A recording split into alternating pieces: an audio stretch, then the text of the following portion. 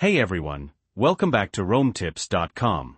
Today, we're gonna dive into a super simple trick, how to bold text in your messages on your iPhone. First things first, let's open up the Messages app and pick a contact. Go ahead and start typing out your message like you normally would. Now, here's the magic. To bold a word, double tap on it. You'll see it get highlighted, and you can adjust the highlighted area if you want to bold more than just one word. Next, look above the P key on your keyboard. You'll see a formatting icon, tap that. This will take you to the formatting options. Now, just tap the bold B icon. Boom! Your selected text is now bold.